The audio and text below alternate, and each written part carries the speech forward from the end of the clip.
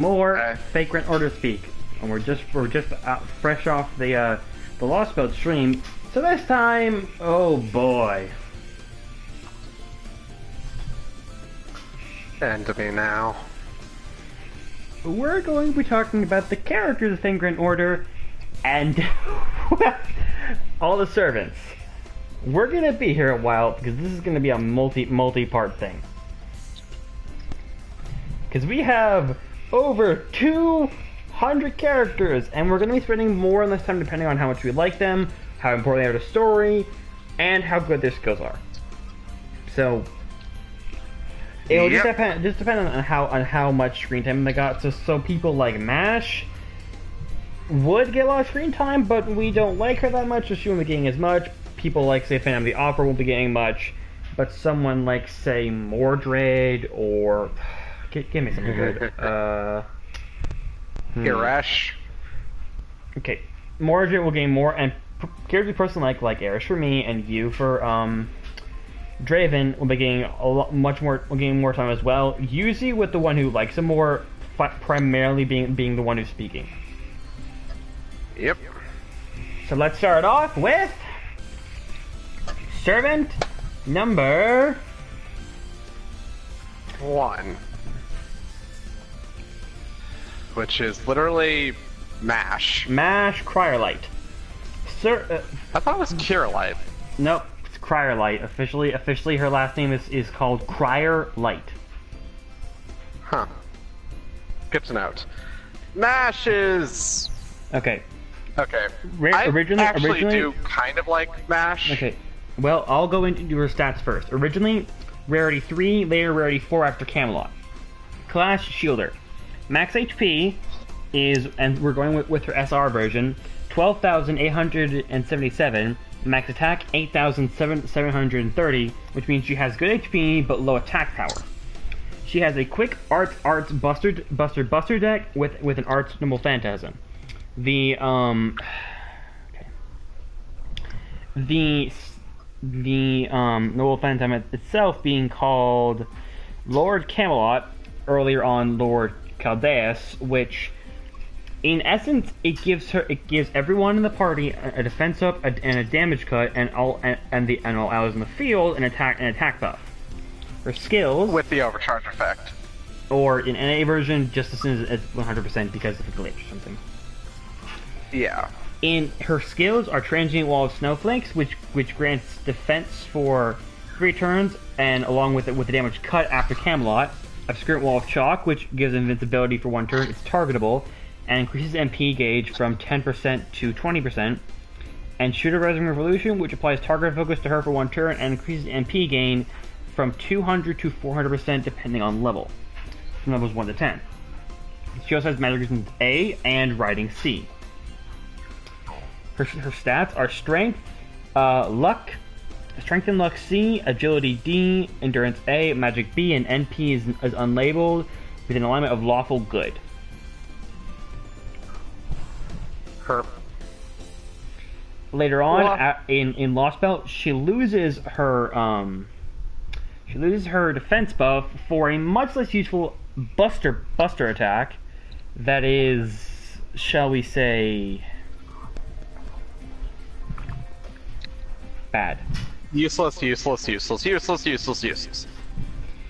And essentially decreases her back to her original 3-star state with much less power, and making her much less useful for most attacks. Fortunately, Ordenhouse only half using for story chapters, which still makes her somewhat useless. Not all story chapters. It seems you can at least switch her out of it. But for at least things that do not require her to fully be. However, her pre-Ordenhouse version it's far better, as she is built for tanking, not attacking like the Buster buff shows. Yeah. The Buster buff also does something else in particular, which is give her a boosted crit chance or crit damage to Buster attacks. This is which another problem is that her star gen isn't great. She only has 2 Buster cards, and frankly, Due to taking neutral damage and dealing neutral damage, she is not built for damage dealing. She's built to tank your team. So having her lose, trying to make her into attacker like I said, it was a horrible idea. Now, as for who Mash is, she's essentially your partner, your main ally in all the for part 1. In story, she becomes a mission control, but she can still be used in gameplay, fortunately. And in part 3, she's once again your main ally, but with a much weaker skill set. Mm-hmm. Mash is a homunculus. She doesn't, or well, a designer raven, not homunculus. Sorry. And she's primarily, well, she's sort of there to help you understand what's going on in the world, and it's sort of her journey of learning who she is, as Mash didn't even know what the sky looked like until the first Singularity. This has varying degrees of success. Before Camelot, where she learned the true name of the Demon Servant with her, Galahad, which is a whole other thing entirely. She was fairly useless, but she was still important to story. After Camelot, however, she became a godsend with an amazing skill set, strong and an NP that is honestly broken. And due to the fact that she costs zero AP, makes her valuable at almost any team. Yep. Especially stall teams. So, what else? What would you like to say about her, Draven? Kohai, she's... I could say with certainty that, depending on who's writing her, the Kohai actually can be a really good character, but sometimes it can indeed fall flat.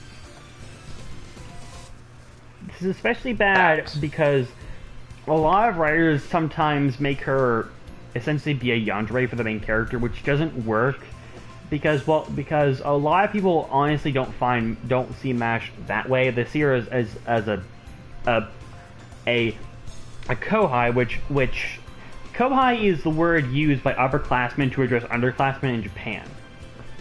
She also always refers to you as senpai, even in the English version, because there isn't really a good word. There isn't really an English word that properly expresses what words senpai and kohai mean. So it's a little awkward hearing it sometimes. And it obviously shows that Mash and the main character are Japanese, despite both of them looking very European in origin. Probably because, which didn't make sense, because and even the fact of who Mash is fused with as a demi-servant, being European. And even then, they live in Chaldea, which is in Antarctica, because it's a magical facility. So it's never really given why they're showing that, and how even in most fan fictions and in official art, it's been confirmed the main character is either from America or London, depending on who you're talking to. So it doesn't quite make sense. Yeah. Also, in terms of just Gouda, in terms of just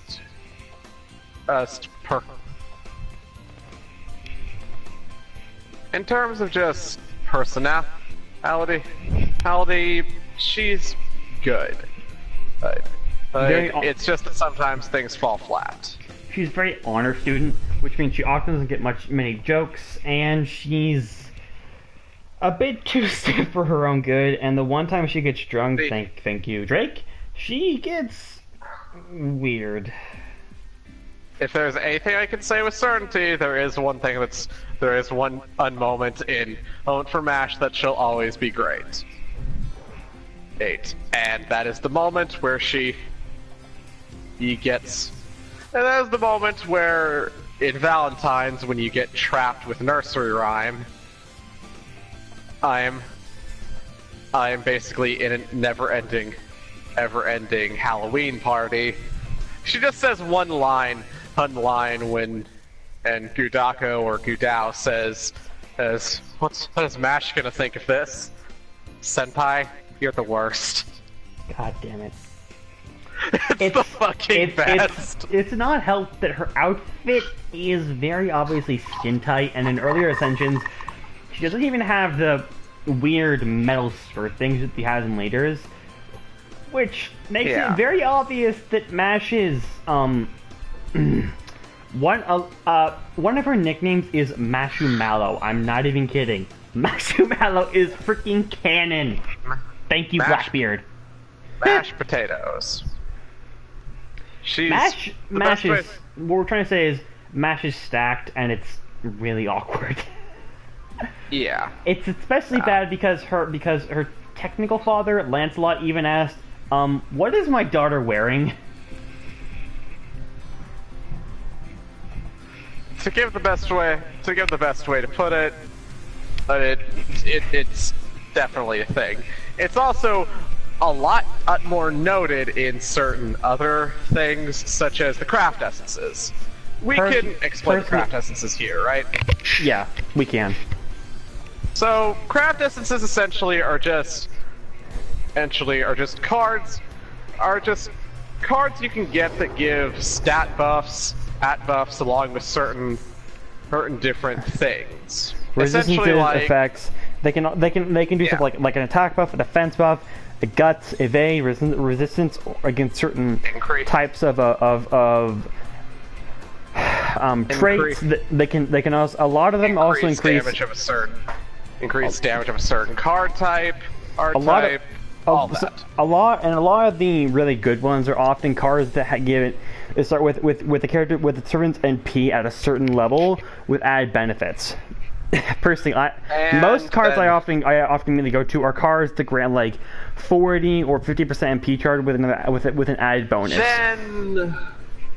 Then, and the reason why I said to talk about the C's really go in deep with Mash's body. The personal training CE obviously shows off her least covered form. In fact, in the VR, there's as well. And then, the less said about Dangerous Beast, the better. Yeah. I'll just say this.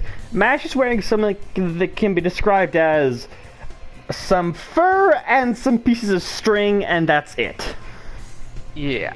It's very NSFU. Very NSFU. The best. NSFU. And so many people use that in fan art. Oh my god. The best way to put it is that it's really it is the outfit. Not just the one outfit, the outfit. It's also one of the outfits that's most often shown of MASH. A lot of people actually came in to actually find out about MASH because of that outfit, even if they don't know about Fate Grand Order. It's really bad. The best way to find. Really, I'd say most people found out about Fate Grand Order, or just Fate in general, because of the porn. Because of fan service, yeah. Look, there is no look. The only way you find out about it normally is if you just see it randomly on one of your recommendations, and you're just like, sure, I'll watch this. Or on Discord. And then you find out that King Arthur is a woman. Good segue, Draven, because that's the next character. Officially Altria Pendragon, but everyone calls her Artoria Pendragon. Because that was the original translation, and it's also the closest. And it's also the closest to Arthur. Closest to a bit of an. Not just that, but in particular translation of King of the Arthurian legend. Yeah. Also, the only reason it's officially Altria is because the Lightworks are pricks. I'm not even joking. They literally, even though everyone said, hey, that's a wrong translation, it's just like, we're gonna just keep doing this. Even the English translator were like, that isn't how everyone calls her. Too bad. Now... They do it anyway. Yeah, it's annoying. Oh my god, what's this? Okay, 1 second. I have a thing over my screen. I'm having to use my phone for this. Now, Artoria Pendragon, 5-star Saber class, max HP 15,150, max attack 11,221.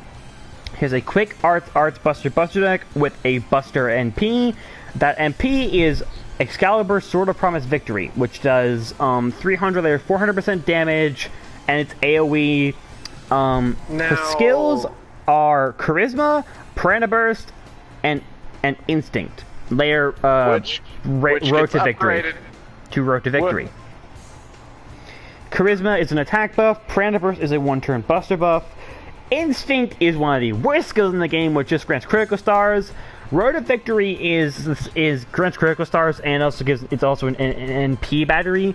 An NP battery is essentially any skill that increases the character's NP gauge. An NP gauge, once it's 100, you can use the character's Noble Phantasm, which is essentially a super move. Yeah. It's also an extra card. Good, some are, Also, we must know good. when we say cards, every character has 5 cards, and 5 out of the 15 that can be picked from the 3 servants on screen are drawn, with the Noble Phantasm cards being separate. Buster cards do 150% damage of a normal attack, so they're essentially big damage. Arts cards do normal damage, but they give increased NP gain. And quick cards do, as I recall, 75% damage, but they have a higher chance of granting critical stars, due to how certain characters were shown, like Merlin and other people.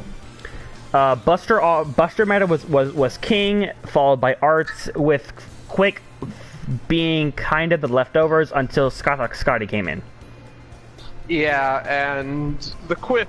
We'll get into the quick memes. I'd also like to know early on and the art memes. Early on, until about I'd say London, I was a huge fan of quick cards, so I was of the minority.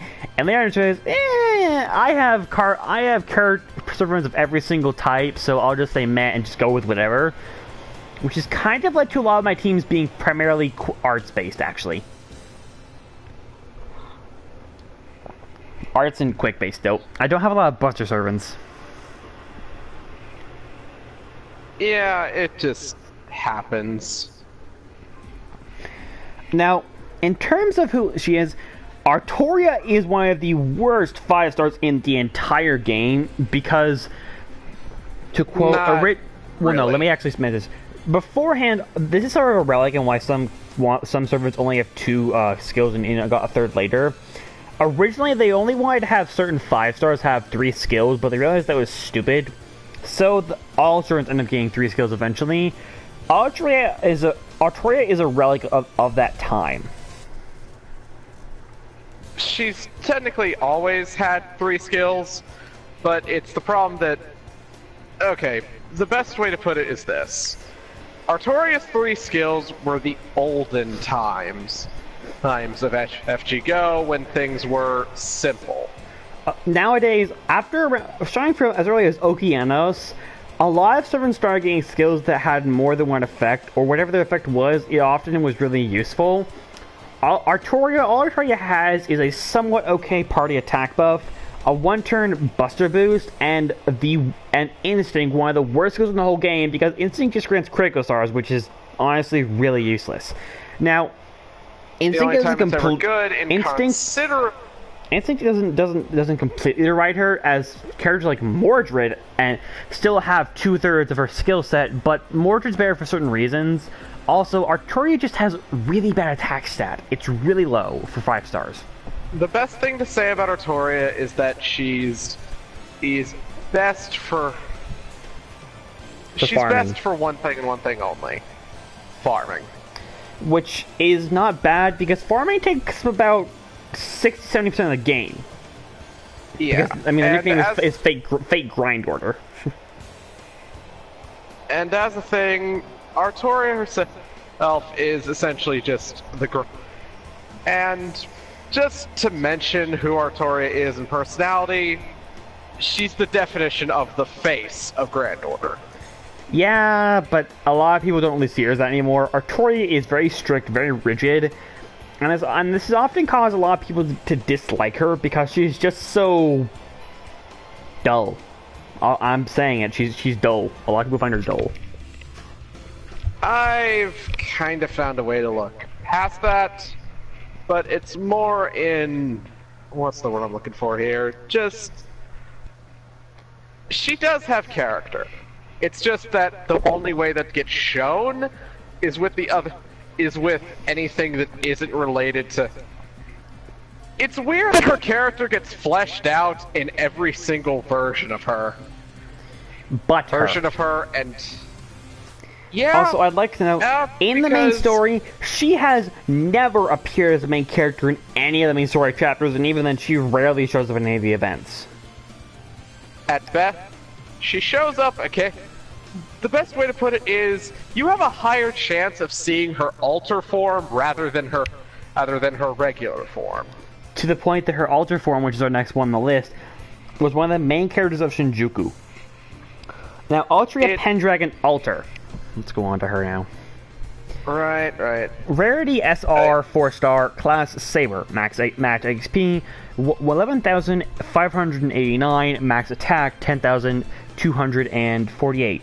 She has a quick arts Buster deck with a Buster and P like her other self, with the same set of skills except it's Piranha Burst, then Instinct, then Charisma, and unlike Artoria, who has a writing skill, she has none, but she does have magic resistance.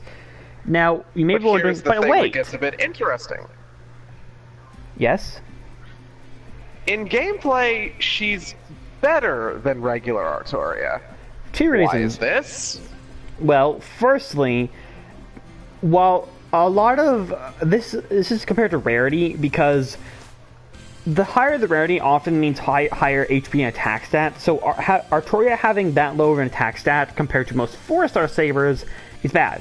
However, Artoria Alter, or Salter as her nickname is, has really good stats for her rarity, and especially as a saber. Also, she's the definition of... Also, I'm going to be skipping most of the specific stats because that's too much of a hassle, but I will note Artoria Alter has much better overall buffs in form of Charisma and Piranha Burst being higher, Instinct being better, and her NP is a full 100% better than her vanilla form until an interlude. Yep, and really just this is kind of a reason why Artoria Alter has never gotten an interlude that changes anything about her, because you don't need to. She's still useful. You don't need a buff for her. She's literally one of the most useful servants in the fucking game. She's also a servant that needs no changes to her.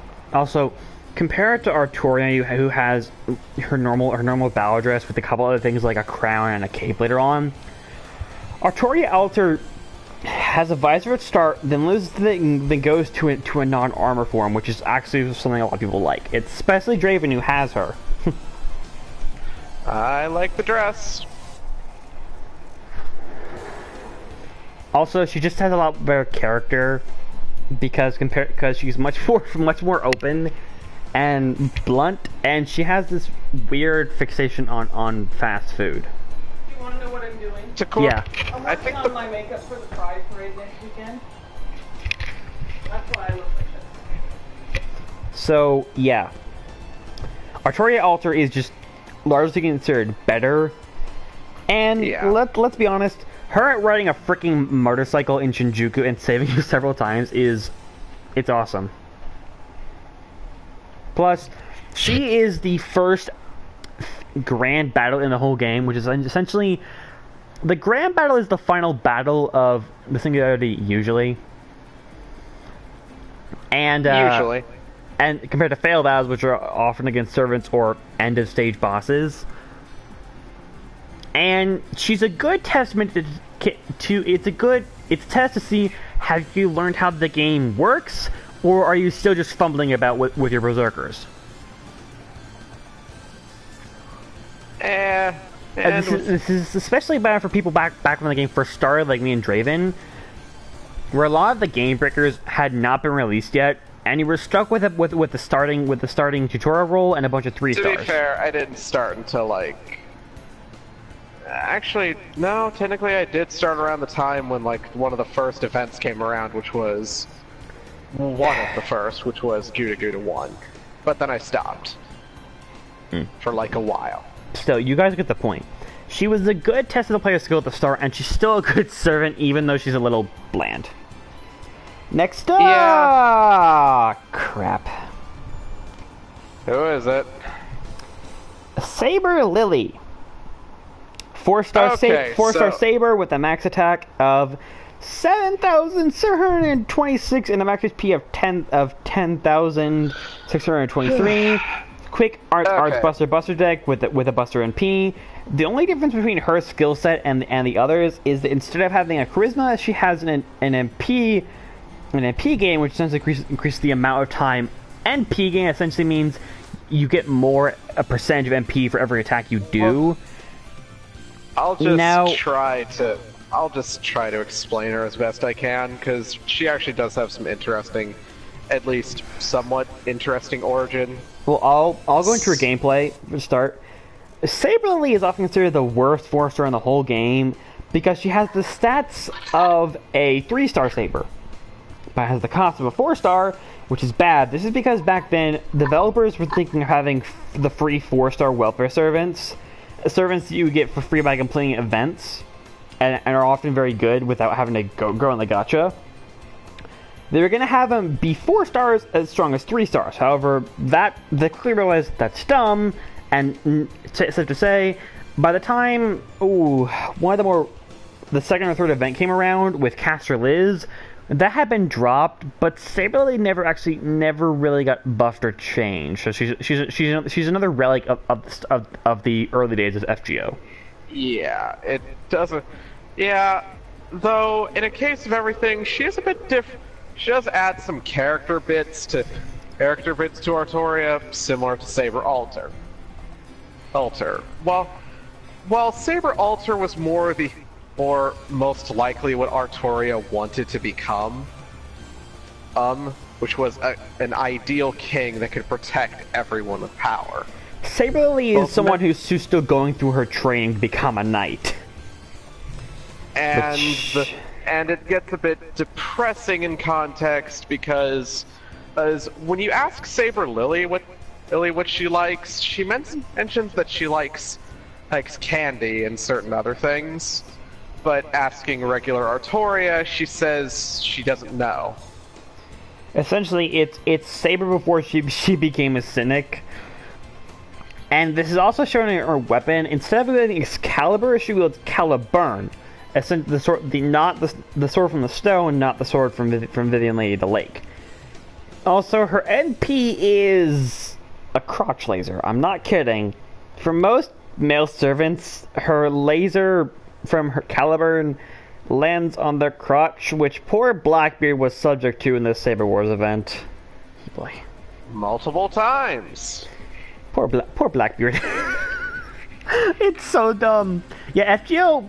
In events, they often make note of weird gameplay glitches.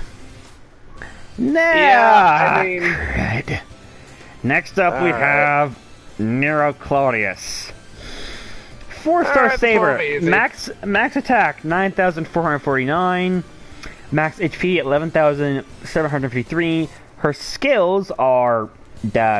Actually, I have to go to her page and check because I can't tell from those images.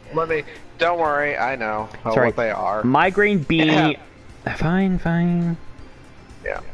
Migraine B, Imperial Privilege, and Thrice Setting Sun. Actually, no, it's called Invictus Spiritus. I'm sorry. No, that's bullshit. Yeah. That's bullshit because literally her fucking skill, her gut skill was called Thrice Setting Sun. I'm reading her page. Migraine B, Goblet of Fortune B, I don't know where that came from. Imperial Privilege EX, Invictus Spiritus A. Apparently, what? Invictus Spiritus became... No, Migraine became Goblet of Fortune. And Imperial Privilege EX, and then Invictus Spiritus. I'm sorry. I'm trying to put that into... Wait. No, like, I'm not wrong. Like, in Fate Extra, her gut skill was called... They changed the name, Draven. Oh, I know what it is.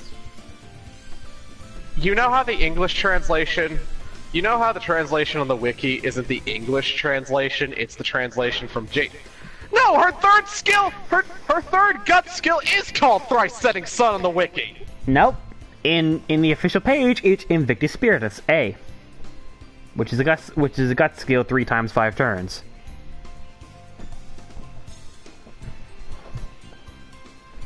I want you to go on Discord.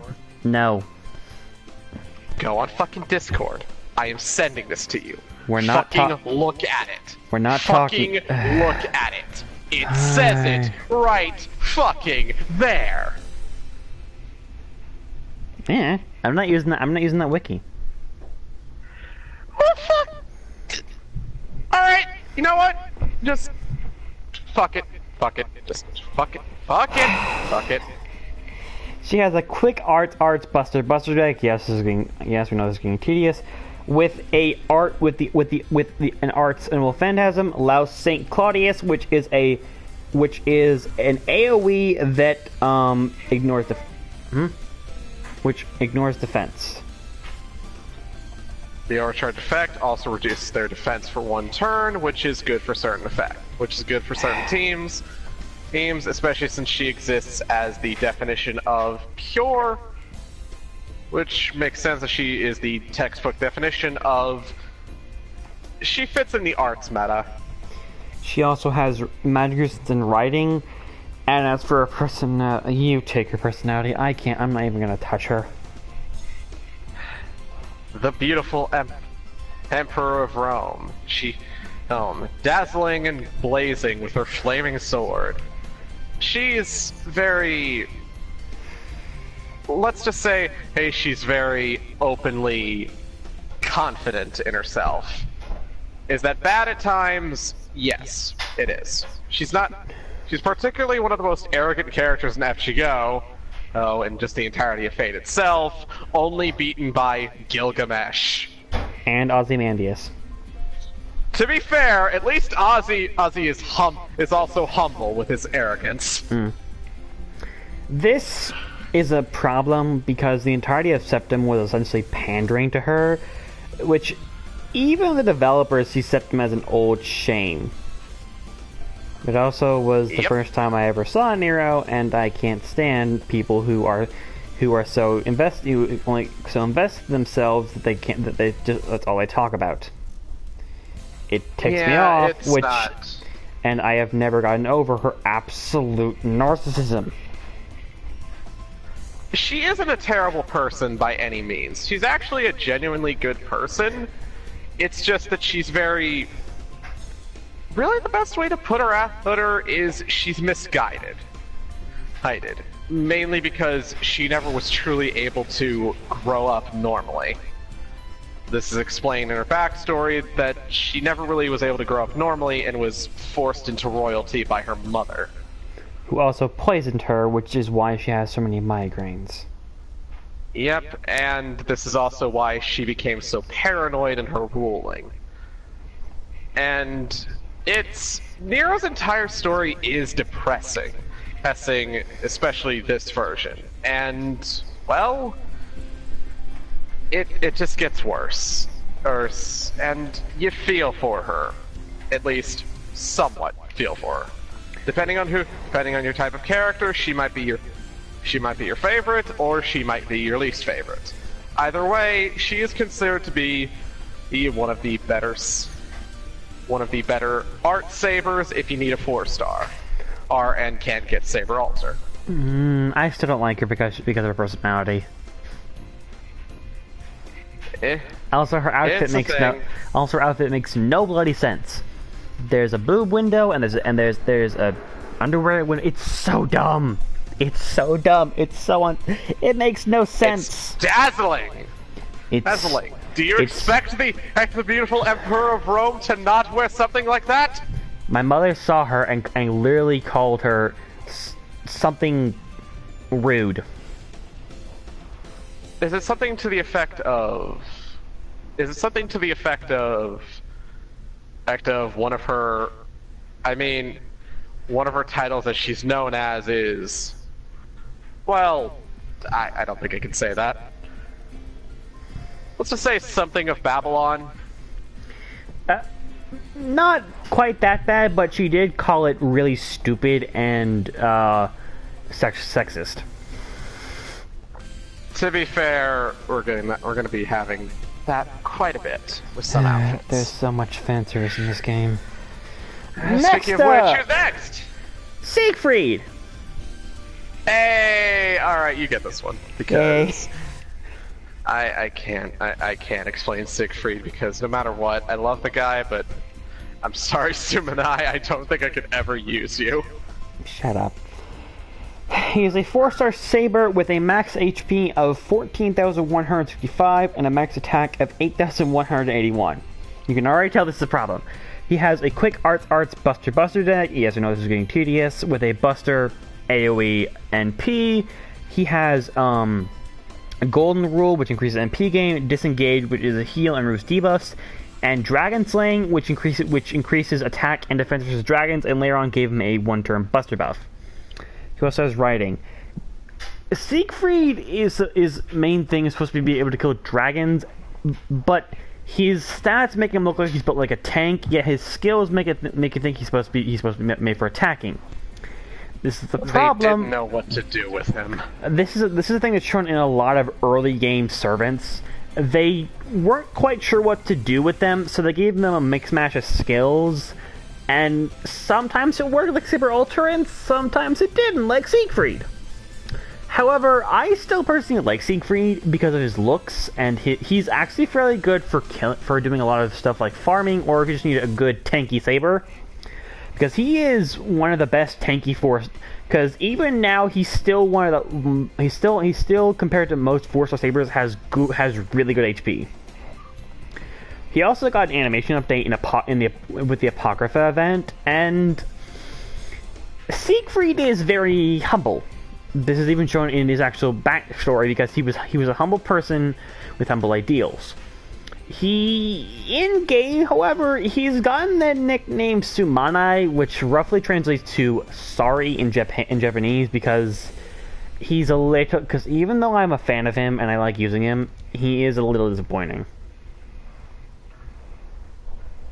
He really does, and not to mention he apologizes a lot in his dialogue. Yeah.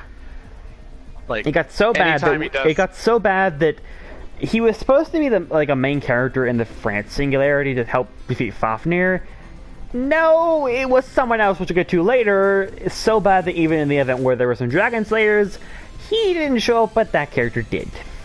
It's something of a problem. But hey, at least in Bloody Nero Fest, he gets to beat you up in all his glory with Das Rheingold. Yep. Moving on. Pretty amazing.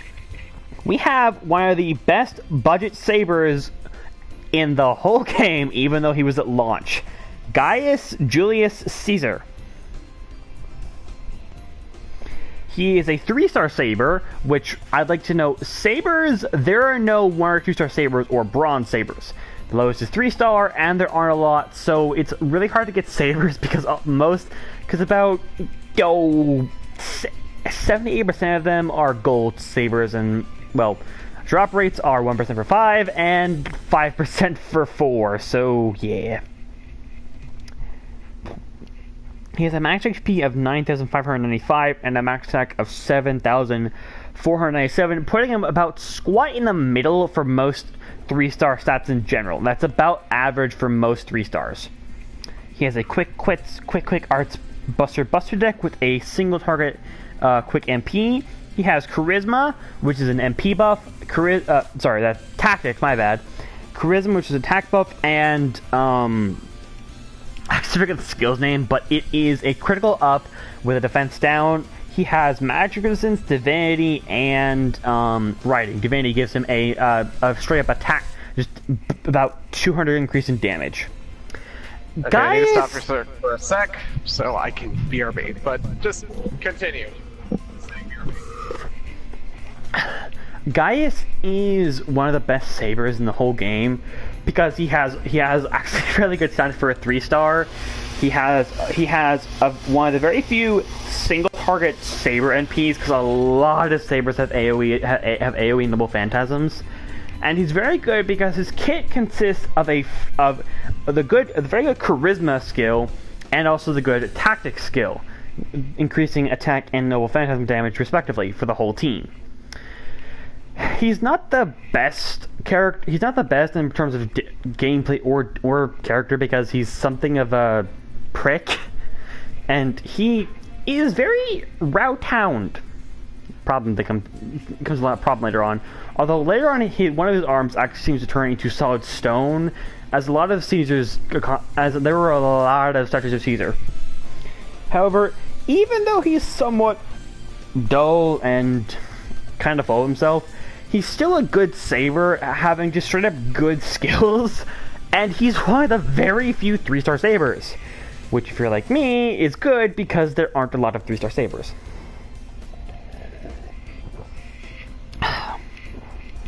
Next, we have... Let me see here. Oh, but I'm gonna wait for Draven to get back because this one is someone he actually likes. Okay, I'm back. Well, I did Caesar. Next up, Altera. 5-star saber. Right. 5-star saber with 13,978 max HP and 12,343 max attack, with a quick arts buster deck. Guess this is getting tedious. With a buster AoE MP, she has a tactic. She has a skill that increase. She has a mental resistance and HP restoring skill, and Crest of the Star, which increases her attack and MP damage for 1 turn, with magic resistance, writing, and divinity. Altera. There was also an upgrade. There was also an upgrade to her. Upgrade to natural body, which not only increased the debuff resistance, but also increases her star absorption.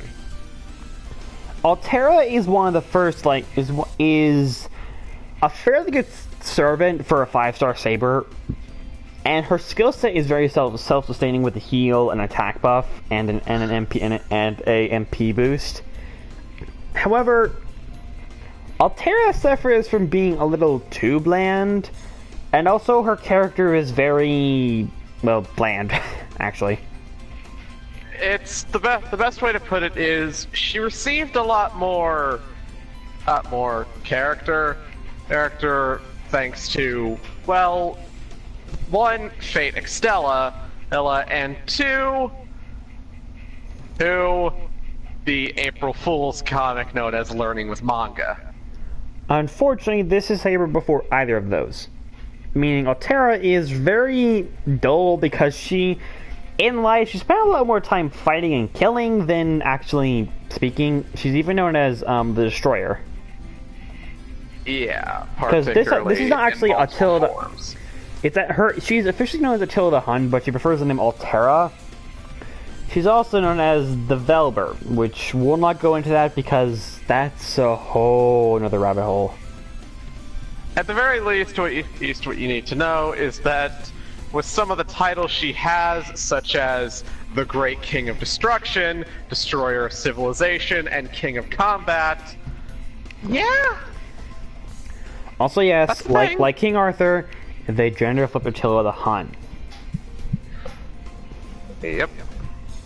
Oh, also a bit of a fun fact about Altera is her artist. It is the same artist as the Steins Gate visual novel. Mm-hmm. And now, next up we have the worst saber in the entire game. Gilles. Mm-hmm. 3-star saber, max attack 10,498, and max attack max HP. Sorry, gonna be honest. Max attack is 6,615. That's really low. Same deck as before. She has a non-damaging AoE, Arts NP with a tactics buff, an MP buff, and a buster buff. That's... yeah. Guilelessly Raised is the worst. Is often considered the worst saber in the whole game, and one of the worst servants in the game as a whole, because his skills are all over the place. His character is non-existent, and his noble His character phantasm. is all over the place as well. His depending. noble phantasm is supposed to be a debuff down, like attack and defense down for the enemy, but the debuffs last for so little that he can't really take advantage of that, and his attack is equivalent to most 1 and 2 stars. Wait, I'm sorry. Are you saying it's a debuff to? Wait, did you say Saber or Caster? Saber. You are wrong. Oh. It's not a debuff. It's not a debuff to. It's To not be a fair, debuff to the enemy. I've never actually- It's I've never- literally it increases his own. Okay, I will admit the Noble Phantasm is bad. Okay, sorry. Because it increases his own attack Let me for change. two Okay. turns. Increases attack and defense for attack for 2, defense for 3, and gain You critical need stars. to stop using that wiki. No, it was just no. It was because it's because I didn't actually go to his actual portrait. I just assumed based off other people's comments that was my fault, not the wikis. Yes, I'm still keeping my wiki on standby because Sorry. just in case, because that wiki seems to be either No, off on translation or just. It's Cernopedia, and the MP was honestly my fault. I just didn't look at the actual MP. Sorry. Yeah, but his attack, but also in a case of everything, he has a military tactics skill, which is not bad. At least increasing party's NP damage isn't too bad. Golden Rule, not the worst. And it's a Buster buff after a strengthening quest, which is interesting because it's one of the oddly good Buster buffs. Why do I say this? It lasts for 5 turns, and it's a 20% at level 1 and a 40% at level 10. That's actually fairly good. This thing lasts for 5 turns. Sheesh. And you can reduce it to a 5-turn cooldown where you'll have it up again by the time the first go is over. Doesn't really make it worth it though. Not really, because again, his Noble Phantasm, if it affected, I'd say the best way to put it is if his Noble Phantasm affected his entire team, it would be good. But it just affects him for 2 turns, and it reduces his defense by 50% for 3 turns. Yeah, And the overcharge effect is critical stars, which he gets 25 at NP level 5. To quote, most people would rather use a berserker or a character that does neutral damage than use him. Yep. Next up, we have Chevla d'Eon, a 4-star saber with max HP of 13,256 and a max attack of 8,765. With a quick arts buster deck with a quick NP. The quick NP is Fleur de Lis, which increases all attack and defensive of all enemies, and has a chance to charm. Did you say quick? No, I said arts. Okay. Sound like I have them. They have 3 skills. Okay, I actually don't know if it's fake or true, so give me a moment here. Let me read it. I have the Mind True. Mind's Eye True, rank C, which applies a Vapor 1 turn, increases defense. Self-Suggestion A, which removes all debuff and increased debuff resistance. And Aspect of Beauty, which gives target focus for 3 turns and restores AP from 1,000 to 2,500. Also, magic resistance and writing, like most of these guys. Now you may think Chevlar d'Eon is a tank. They're meant they're meant for tanking hits for the rest of the party and not letting their allies fall in battle. This is also showing their MP, which is not damaging, but it decreases attack and defense and can charm most. Is it males or females? I actually don't remember. I think it's just in general. Okay. D'Eon, which makes sense. D'Eon is is one of the first of a few characters whose gender is unspecified, because the Eon themselves in life was either called a beautiful man or a masculine woman, leaving their gender very vague. Even in game, people are unsure what their gender is, but their art, which goes from a very simple Chevalier's outfit to something much more frilly and flowy, especially their maid outfit in Agartha, which I just saw yesterday, makes a lot of people think that they're most likely a woman, but it's never confirmed if they're male or female. The best way to put it is you refer to them as Dion and nothing else. Yeah, the fandom in general has either calls the Eon or them, because there's no they don't really have an actual gender. The best way to put Dion is that their gender is yes. Dion in personality is very, well, chivalrous and kind, and is fairly devoted to Marie, their queen, because they actually were alive when Marie was alive, and often are very uncomfortable around speaking about the execution. Yeah, they're a very good person, and they're exceedingly kind to everyone. And with the master, they're very good to them.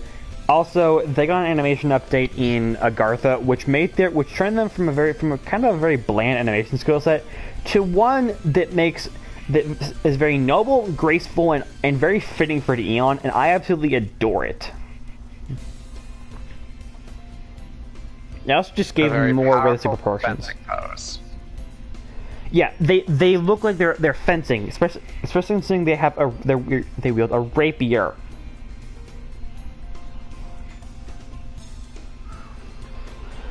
Okay. Who's next? It's time for some archers. Oh, fuck. By that I mean, oh hey, I get to finally talk. Emiya! 4-star Alright. Up. I'm member. Gameplay stuff first, Raven. I know, but I get to talk. At least let me talk about the skills, because... Of course. They are a forced... Oops, I accidentally hit the back button. They're a 4-star archer with a max attack. With a max attack of 11,000, max HP. Sorry, of 11. Okay, that.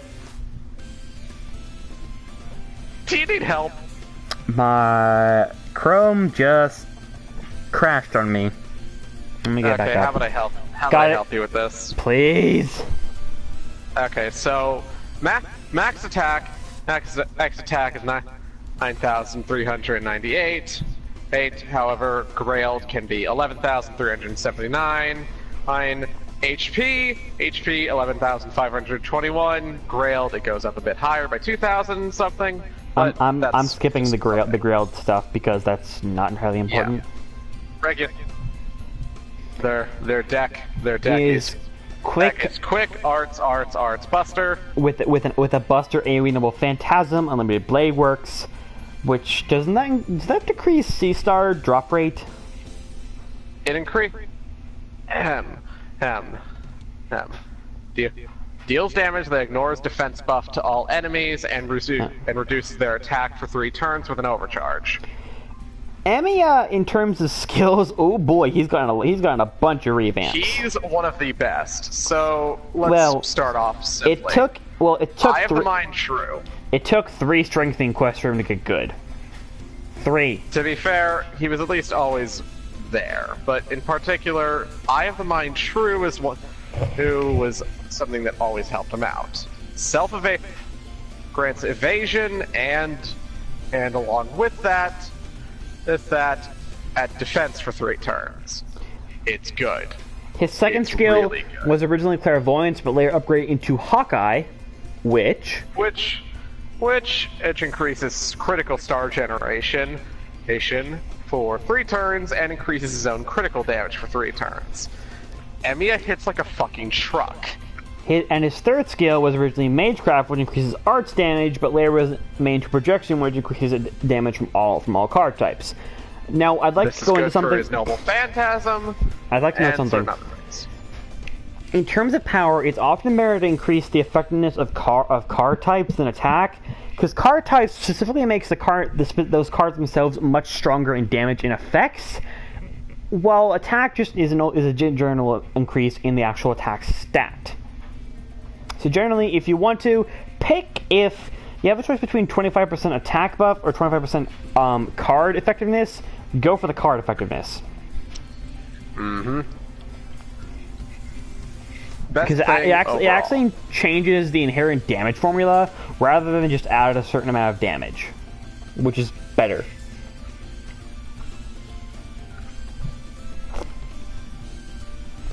And often means you'll have higher MP, higher attack in the RNG. Yeah, and when it comes, and so describe Emiya. I would like to say we're gonna skip over his Fate Extra and Fate Stay Night cells because those are different people. And we'll get to Fate Extras in particular soonish. Not soonish, but somewhere around there. Emiya is Team Mom. Yes, Team Mom. The reason why we say this is that he's, well, he essentially has to put the reins on everyone, and is essentially the voice of reason in most circumstances. So much so that whenever he's on screen, unless he's acting like in the Christmas events, usually expect him to pour a glass of cold reality on your flighty happy self. I mean, his entire interlude was literally teaching you how to be a good master. Also, he is a stellar cook. The best cook. Why? Because he's bloody Shiro Emiya, that's why. Yeah, let's just get this out of the way. Yeah, there's a reason why he's just referred to as Emiya and not Shiro, because he's kind of different. He's a counterforce. He's part of the counterforce, which essentially, when an outside force called Leia, he brings up a hero or someone to essentially fix problems or irregularities of the world. He's fairly okay. We're not going to go to Shiro Emiya because that's a whole other ball game. If you want to know who he is, look him up. But suffice to say, this is a Shiro a little bit after he turned into Archer. And we're saying Emiya because officially there are 3 Emiyas, but they also have nicknames. So this is the original Emiya. If somebody says Emiya without any add-ons, they're usually talking about the Archer one. Usually. Yep. Well, the first Archer one, because there are 2 Emiya Archers. more on that down the line. Well, the other one is referred to as Emiya Alter because, obviously, also, we should probably go into this. Either that or Detroit Emiya or no, Ejima. The Detroit Emiya is officially not canon in America. Yeah, but yeah, to be fair, I do prefer Ejima. Also, we should note, an altar servant is someone who is either our person. We've already explained this. Oh, we have. We already explained this. Good. We've already explained this in one of the streams earlier, so good. We're good. I don't have to talk about that. Okay, is that all you want to say, Draven? There is one more thing in details of personality. There's a reason why he's different from Fate Stay Night Emiya, and that is he actually is a bit more kind, so to speak. Okay. To this point, he actually doesn't hate his other selves anymore. Mostly. He still considers them dumbasses, but he doesn't want to absolutely kill them. Now, the next servant only needs one thing. I know I fucked that up, but it fits. It works. We are, of course, talking about Gilgamesh. King of Heroes, and the one with the biggest pride and ego in the goddamn universe. The worst part is, he's got a reason for it. Okay, I'll do his stats, then his personality, and we can go to his personality. 5-star Archer, max attack, max HP 13,097, max attack 12,280, quick arts buster deck with a buster AoE MP, which essentially, unless someone has the star attribute, which is something based around their personality and their history, they do extra. He does extra damage to essentially everything with Enuma Elish. Yeah. And his skills are Charisma, Golden Rule, and a Star Absorption skill, which I don't remember what the name is. Which gets upgraded. It basically starts off as Collector, Ector EX, which increases Star Absorption, but then it gets upgraded to Treasury of Babylon, which also charges his NP gauge. Oh, I'd also like to note, he and Emiya both have magazines, but they have a skill called Independent Action, which in lore essentially means they can go around on their own prana without needing a master's prana. But in this, it increases their critical strength. He also has Divinity B, which increases damage by 175 flat. So it can never, it can never actually get weaker than that amount of damage. Yeah. As a note of everything else, okay, allow me just to point this out of the many fucking titles he has. King of Heroes. I'm going to read them. Humanity's oldest king, King of Heroes, Linchpin of Heaven, King of Uruk, King of Babylonia, the Golden King. No, well, the King titles more so apply for his caster self, honestly. He's still the king. I know. And he will not let you fucking forget it. Essentially, he was the very first hero to ever exist, and he's aware of it. And his main attack pattern, using his Treasury of Babylon to attack, which essentially houses stronger versions of every single weapon that has ever been in existence, including his biggest one, referred to by two names, Ea and Enuma Elish. Well, Enuma Elish is the MP. The actual weapon is called Ea. It's more like a drill sword because it spins. Yeah, this is interestingly the case why he can classify as a saber. But he never been seen as one. He's only been seen as one once in a Grail War, and I think that was for like. It might have been for prototype, honestly. It was for prototype, and that Gilgamesh was not as much of a prick, and he was actually fairly respectable, but he was still cocky and still. He instead of calling everyone mongrel, he actually preferred to tease and taunt everyone than look at them as less than dirt.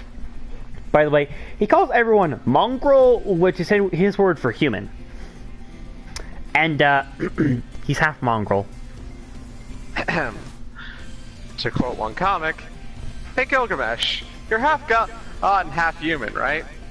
Doesn't that make you half mongrel?" The kid actually said it. Ain't no others.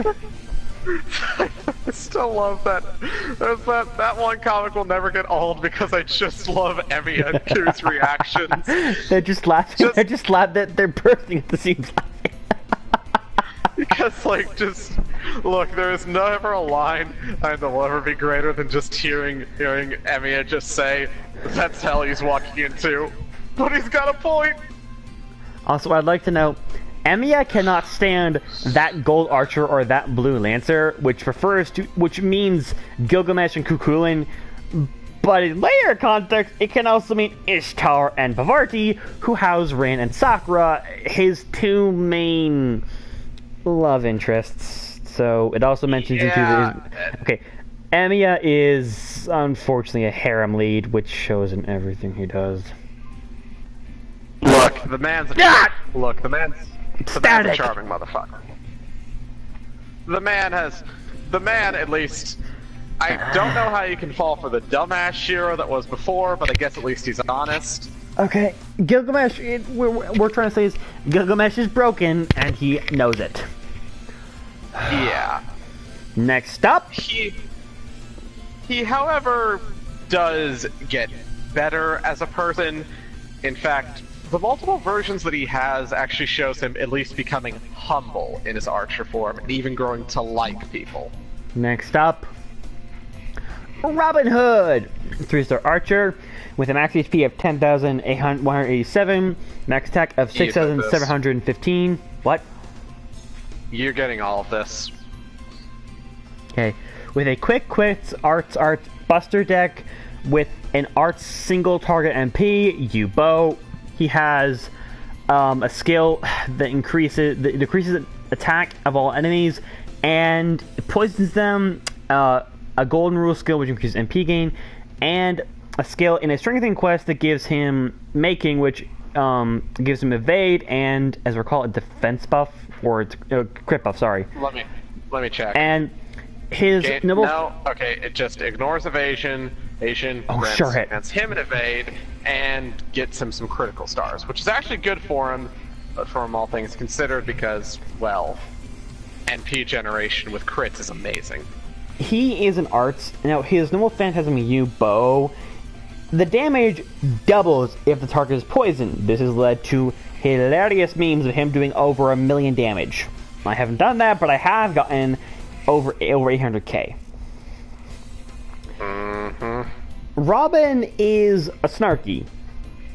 He's very self-deprecating and very down to earth, and he's very blunt.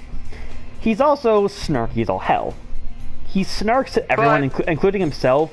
However, he's actually a fairly kind person, and he's very good if you just deal with him. And he's also a combat pragmatist. What I mean is, if given enough time and with his traps and poison, he can delete 60% of an enemy army, which essentially means that enemy army has lost all by himself with no outside help. He just needs time. And traps and poison. He Pretty also much the best way to put it is that he really isn't much up for an honorable fight, but he also doesn't mind a head-on fight. Sometimes. He also this is not the Robin Hood is shown in the King Arthur tales. This is just one of many who has taken up the title Robin Hood. In fact, it's so bad he doesn't even remember most of his own past or his actual name. But his father was a druid, so he spent a lot of time in the forest with animals. This is notable because after a CCC, he gets an animation update, which shows him using some druid magic, such as sprouting trees from the ground, warping about, and even able to burst from foliage. Essentially, he's the ultimate version of a survivalist because he literally can commune with the earth. Yep. Particularly the way he uses the summoning of trees is in a way that most people would use trees in a trap, attaching them to a rope and swinging it like it's a hammer. Also, his extra attack is him slamming it into the ground with obvious nature magic swirling around his crossbow arm, and what sprouts out is a bunch of roots. Also, he fights using a fancy self-firing crossbow on his right arm, which allows him a lot more time to do other things, so he's not completely stuck using just his bow. Also, I'd like to note, he's the first archer that actually uses a bow. There's sort of a trick where, like, oh my god, the archer's actually using a bow, because archer essentially constitutes for any servant that has some sort of weapon that can be thrown. Thrown, shot, fired. The shot and fired part will come in soon, due to the fact of guns. Yeah, archers also have guns, and hell, we have David who uses a harp. His only throwing weapon is a sling for his little phantasm. Oh no, Robin is a really good character, both in personality and in gameplay, and I love using the dude. Plus, he just looks so peaceful in his Fourth Ascension art. Genuinely happy. Don't get to see that often with servants, just saying. Yeah. Next up, we have the lion girl herself. Yes, I say lion because those are lion ears and a tail. Christ. Adelante. 4-star archer with a max HP of 12,472 and a max attack of 8,633. She has a quick arts buster deck with a quick AoE Fever Catastrophe. She has I'm gonna get to her page for this. God, somebody's cooking and it's making my asthma act up. She has Beyond Arcadia, which increases quick card effectiveness for 1 turn, and it later gets much stronger with a Interlude quest. Hundredth Aesthetic, which increases Seastar Gather Rate, and Caledonian Hunt, which applies evade for 1 turn and increases MP gain for 3 turns. She also has magic resistance and independent action. Atalanta is unfortunately another sort of relic from previous from early days, as unfortunately due to her skill set being fairly based around crit stars when archers already have the best star absorption rate in the whole game, except for riders sometimes. Her skill set is unfortunately she's primarily good for farming, which once again as we noted, that's about 7% of the game, so it's not all bad. I have her. She's useful, but she is outclassed by a lot. I'd say the best way to put it is she's not the best, but she's certainly not the worst either. Really, in all honesty, she may be a relic, but she's the relic that has actually managed to stay relevant. At least in terms of farming. Also, yeah. Her personality is that of a hunter's, obviously, as she is one. So she's something of a combat pragmatist, but she's also very cold and calm. Unless you harm a child, then she's going to review a new one. She adores children and wants them to be protected.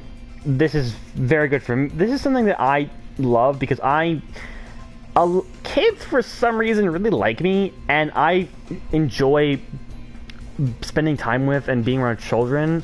So this is why I'm kind of suspecting she would come to my Chaldea, because it's officially in lore. Servants, if you don't have a catalyst, if a servant comes to you, that often means that your personality is similar to them in some way, which is awkward for Draven because he has a couple of embodiments of lust in his Chaldea. Meanwhile, I have a lot of servants who are fairly pragmatist or a little crazy, but will know what's right, which is kind of how I am. Also, just a bunch of Chinaboyos.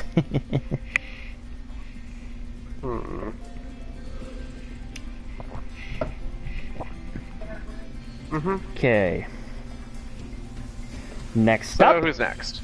Uriel, a 3-star archer with a max HP of 9,506 and a max attack of 7,032 with a quick arts buster deck with a single target arts MP, which does a huge increased damage if used on a male servant. She has a skill that takes away enemies' MP gauge and adds to her own, a charm effect, and via strengthening quest, a skill that increases her arts card effectiveness for 3 turns by a huge amount. She has independent action, magicians, and Core of the Goddess, which applies damage plus and debuff resistance. Oh, also, I can double check to confirm you on the wikis. It decreases her normal phantom also decreases attack for 3 turns after being used. Yep, 20%. And when we say special attack male, or also her charm, we mean from 150% to 250% on top of an already high 12,000. So in other words, if it's used on a male, they're going to be they're going to be a lot of pain, if not outright gone. In terms of personality, Uriel is one of the 3 Gorgon sisters, the middle child, and thus has a very high opinion of herself being a goddess. Although in terms of being a servant, or a divine servant I guess in this case, she's weaker than as a goddess, although even in lore, those two weren't really that powerful. As a bit of a context, out of all of them, the youngest sister, Medusa, was the most powerful.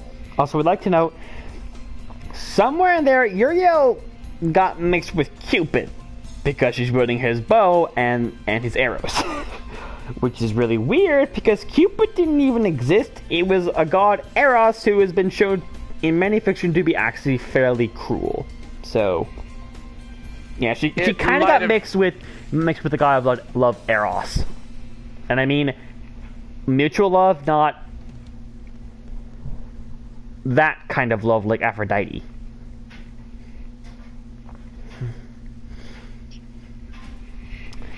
Uriel is one of the best archers in the whole game for one big reason.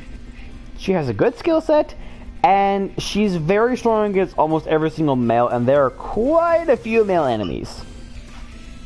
You're gonna at least need to be... I'd say the best way to put it is this. Out of all the servants, she's, okay. Best way to put it, she's as long as they don't have debuff immunity, she's going to affect them. Also, in terms of one of the hardest quests in one of the hardest fights considered in part 1 was versus Gawain and Camelot. People's response was to use Uriel and Orion to take him out because of the increased melee damage. And Uriel is just better because she costs less and has a better skill set. Also, and a lot of people love charm on him. Yeah, Uriel is loved for also another reason: her relationship with Asterios. It's really adorable. We cannot explain it well enough. It's best just look it up for yourself. But those two are so adorable. It's really sweet and kind because Uriel, Asterios is completely devoted to her because she was the first person to call him Asterios, not Minotaur. And she understands, and she kind of, they're obviously a couple at this point. But she also is just very bashful around him, and she sometimes treats him like a servant, but she's a goddess, so it's not that bad, because she always treats him kindly. And hell... So who's next? Also, I think we can count on one hand the amount of fanfics where Uriel and Asterios are not together. So... Next up, we have the archer bro himself. Oh no. Oh no. Stella! Yes, I yell on purpose because he yells very loudly when he does that. Orash. Oh no, man. Oh no. So while Draven breaks down, I'll go into the stats. He is a 1-star archer with a max HP of 7. 1 second, I have to get to his profile. With a max HP, no, you're not. Max HP of 7,122 and a max attack of 5,816. He has a quick arts buster deck with an arts AoE MP, Stella, which does huge amounts of damage. And also kills him because in lore, he fired a single arrow which split Persia in two, but killed him. We'd like to note, Arash is a normal human. He's not divine, he has no special powers. He's just so powerful that his arrow can destroy something. He has Toughness EX to increase defense and poison resist, also in lore with him. Clairvoyance, which increases his crystal drop rate. And Arrow Construction A, which increases MP gauge and restores HP, but it was from a rank up quest. Am I allowed to explain the memes of this man? No, not yet. Arash is kind to everyone and everybody's best friend. He's kind, he's a good teacher, he's comforting.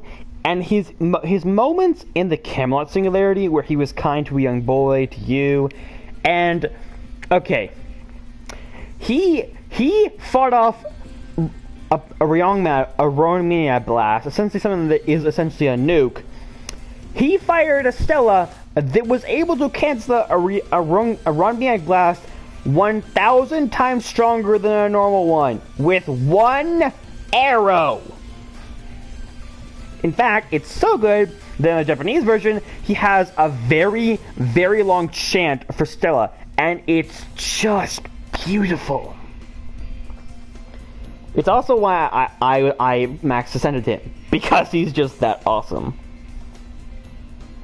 The man is the straight-up definition of the ultimate bro. The hero of Persia. So much of the ultimate bro, that you honestly just want to have him with you. But that also comes with the meme that not only is he the best at farming, it's just because he dies so many times. However, the sex is somewhat mitigated because there are a lot of skills that grant him a guts buff, and it can be confirmed. It doesn't. I don't think it goes through guts. Also, his it doesn't. The sacrifice cannot be prevented, but it does go through guts. Oh, well, damn. It does. Well, it doesn't go through guts. At least you'll definitely trigger guts. Also, his Bondcraft Essence, which a Bondcraft Essence is something you get for getting a servant to max bond, which essentially means just using them so many times. Those little diamonds that you see at the end of the mission are all filled up. Essentially gives him a chance to not die. It's like a super guts. It isn't. Oh, well, fuck me. I thought it was. What it does literally is it increases his broness further because it removes parties' debuffs and recovers 5,000 HP to the party when he's defeated. Oh wow, okay. But yeah, increases broness. Arash is Arash may only be a 1-star, but he is just so good for just blowing up the enemy lines. Also, you can do this more than once, by the way. Yes, and you just get to hear him yell, "Stella!" It's much deeper than that. And that is all for the archers that were available at launch, because we're still in the launch servants. Next up, we have the real bro, the best doggo, Kukulin! I'll leave the stat explaining to you. Oh, and then I'll leave the stat explaining and the personality explaining to you, but I've got the memes. So, Kukulin, before we even go into him, he is the immortal Kukulin, firstly. Secondly, he's a 3-star Lancer with a max HP of 9,593 and a max attack of 7,239. With a quick arts Buster deck with a quick single target MP that can also cause instant death and increases defense, layer upgrade so that it also applies sure hit.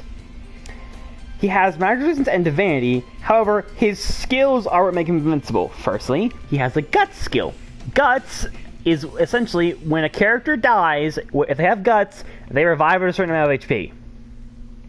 And if they are and even through that, if the guts activates, the enemy AI still triggers it as a death, and thus, unless something happens, like there's another enemy on screen, they won't get attacked again, which is really good.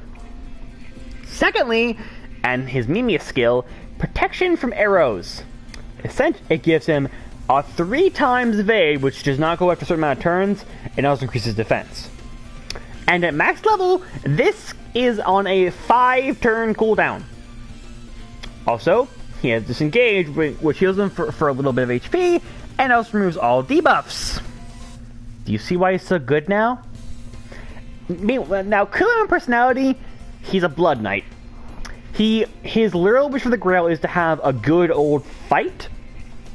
And in Face Tonight, he didn't get to that because Kotomi is a jerk. But now, he can fight everyone because he's awesome, and he's a 3-star, thus meaning he's very easy to use.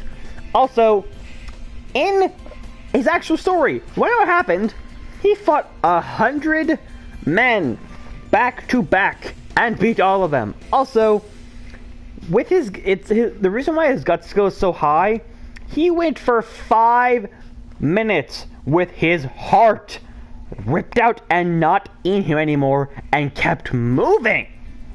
No heart, and he was still alive for 5 minutes. With This becomes an added thing to why he can technically be stabbed in the heart, particularly even by his own weapon, the Gaybolg. Gaybolg seems to mean that it's not that the spear has been thrown so the heart will be struck, it's the heart has been struck, the spear was thrown. It literally reverses causality so that the spear has already hit when it's activated. Yeah. In particular, the best way to put it is that the best way to put it is that you would need the greatest amount of evasion or some other level of that skill. Nope. Because it goes through. No, officially in lore, it's not. It cannot be evaded. It's the spear. It goes from the spear was thrown, the heart is struck, to the heart is struck, the spear is thrown. So that you literally can't evade it. There is no way to evade it. By the time you realize, oh god, I need to evade, the spear has already pierced your heart. This does come with the case of this has been the death of via Gaybolg has been avoided by certain characters. Because plot armor. Particularly, Archer was able to avoid it using Ro Ias. But that's a plot. It's essentially a plot armor power. Pretty much, and at best, Shira survived it, but only after being revived. Yeah. So, why do we call Ku the Immortal? Well, he's used for the support challenges. He revives constantly. If you play your cards right and you have all his skills maxed out, he essentially will never die. This is really good because he's a 3-star, so he's really easy to get to MB5, and it's just, oh my god, he is max ascended so much. He's the absolute reason why anyone has ever been able to get through both challenge quests, certain other fights. He is, the best way to put it, he's just Ku. Mm-hmm. He's also one of the only servants to have, well, an interesting thing where almost all of his versions are 3-stars, except for one. And that version is a Berserker, and he's still broken. It's essentially like having Ku, regular Ku, but with more damage. But at the cost of less evades. And no heal.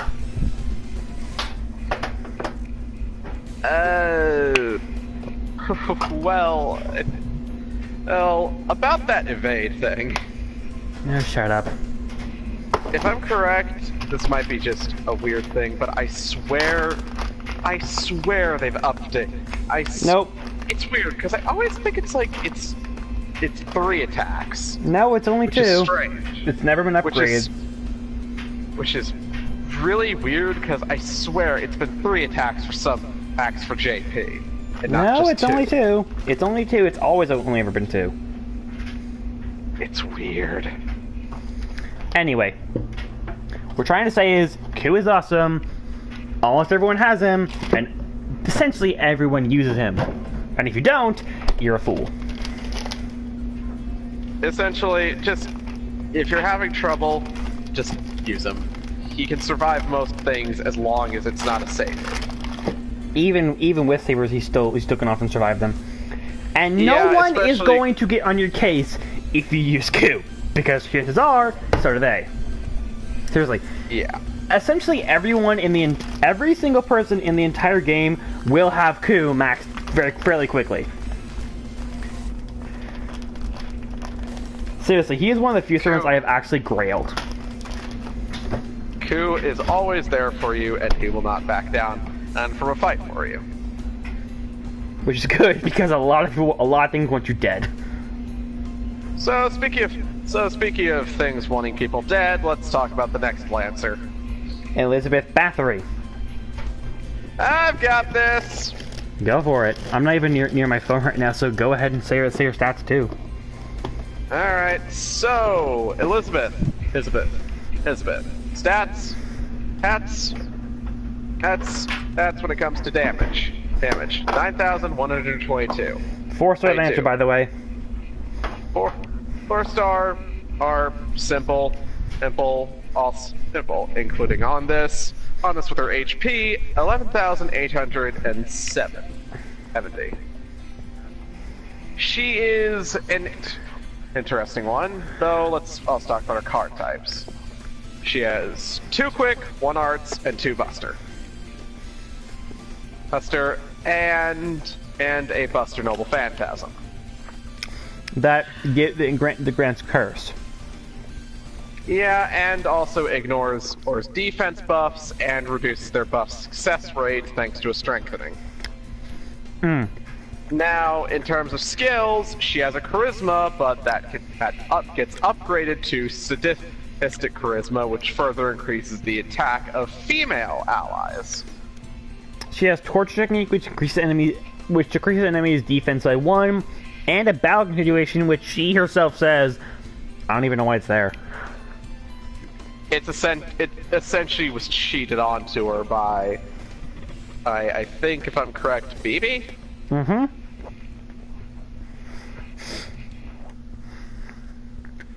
Particularly when she was originally a berserker, if I'm correct. Mm-hmm. So, yeah. Now, what is Elizabeth like in personality? Here we go. Elizabeth at first, when she first appeared, was noted as being a terrifying monster. Essentially being sadistic to everyone around her, and being a pain in the ass. If you didn't know, Elizabeth Bathory is also known as the Blood Countess. However, this is before that, and she hates that version of herself, Carmilla, who's actually in this game. She doesn't like it to the point that she wants to. In a sense, it's not stated much, but it is revealed that out of all things, her wish for the Grail is to basically have a rewrite of her history, so she doesn't become Carmilla. She also wants to be an idol. Yeah. One problem. Something that would definitely. Alright, so her singing is actually great. It's good. She actually sounds like a perfect idol. Here's the problem. Her voice is laced with dragon breath, which sounds like nails on a chalkboard. Elizabeth is actually a good singer. Just her latent dragon breath makes it hard for her to sing, and yes, she has dragon blood. She even has wings in the tail. Yes. Though she mostly considers this part of her idol image. Yeah. But yeah, which I don't blame her noted for. in universe to be Really hilariously bad to the point of gags, but yeah. Compared to her rival, Nero, whose singing is actually bad, she just unfortunately has that damn dragon breath. Yeah. Which is really sad, because, like, it's also... We also do have the main problem of Elizabeth, is that she's...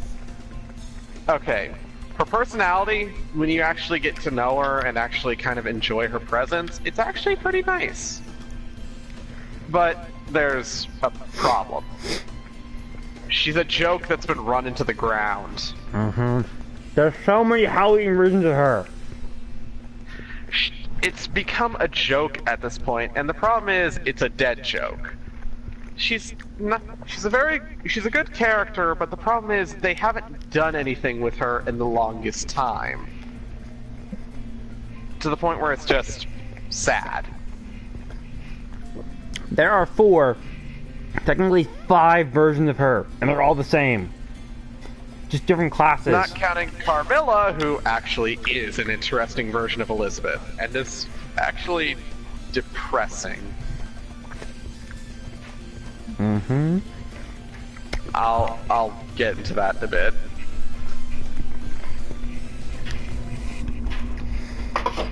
Elizabeth is the joke that they've been being that dead horse for years now. I can't say they're not. I can't say it's wrong to beat said dead horse, but the problem is that they've overused it for just way too long. It's kind of the reason why for Halloween 4, Halloween 4, or it's kind of the reason why it's not even Elizabeth's event anymore. It's literally just a shoot-in event. Mm-hmm. No. Who's next? Musashi Biba Benkei. Can we skip? Okay, I'll be honest here, guys. There's some servants neither of us can stand. Benkei is one of them. His skills are also just useless. It's not that I can't stand him. It's just that I don't give a shit about him. That's the best way to put it. Do I give a shit? Answer: no. He's a 2-star Lancer with horrible stats, a weird deck that does not do damage, and he has 2 skills with the same symbol and a taunt. That should be enough for you to understand why we don't like him. He's not terrible, and like he's not the worst character. It's just that he's there, and that's it. He's just there. Who's next? Q Prototype. Okay, this one I can actually do. Go for it. Okay, so stats are that's kind of not really similar to Ku, because I think Ku's damage was a bit higher than 7,000. 3-star Lancer, HP 10,089, attack 7,082, quick arts, Buster deck. He also has Gatebulb, but his skills are different. Namely? Yeah. Let's start off with Rune Magic B. Increases own critical damage and debuff resistance. He still has protection from arrows, however, which is pretty great. All Qs have that. Yep, even the caster one.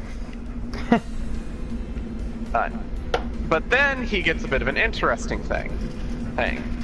He is one of the characters that gets Beast Slayer. The Slayer moves are a little weird.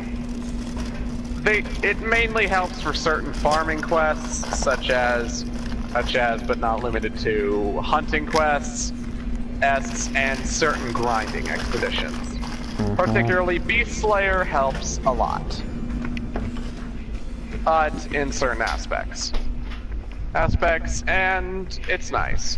His Noble Phantasm is still the same. Aim. Draven, you never understood what Beast Slayer does. Oh. I thought it was, well, okay. Let me just at least explain quick. So, increases damage against beast enemies for 3 turns, and its upgraded version increases own crit star absorption for 3 turns. And there are a lot of beast enemies. Yep. So, simple as that. The Gatebulb is essentially the same, so no need to go over it again. Yeah, if the skill is really similar to a previous one, we're probably gonna gloss over it. Yeah. So, also on the topic of just Cahoolan Prototype's personality, it's a bit similar to regular Ku, but he's actually a bit more relaxed. He's a bit more chill. Is actually something. The alternate versions of Ku are based on a very popular trio of the Hunter, the Sage, and the Lord. Prototype is the Hunter. I'll let you guys look it up for yourself because it's a little hard to explain.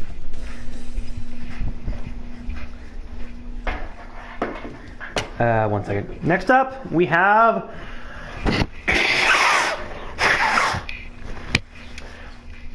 King of Sparta, Leonidas the First. So let's talk about Spartan math. So let's talk about the Spartan mathematics. 2-star Lancer with 10,000 in HP and 7,082 attack. Quick Arts Buster deck with a nope, wrong one, wrong person, my bad. I was on Cube for a second. 7,959 HP, 6,583 attack. Quick Arts Buster deck with a Buster AoE MP that. Sorry, ST, not AoE.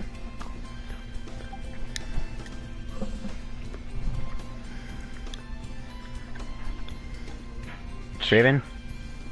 Yeah. Oh, you want me to explain it? Mm-hmm. Draws attention of all enemies to himself for 3 turns and gains critical stars. The stars, depending on NP level, go from What's 5, the name? 15, What's the name of it? Thermopylae And Empire. Guardian of the Flame Gate. Yeah. His And the legendary overcharge effect his increases legendary his own battle defense. of 300.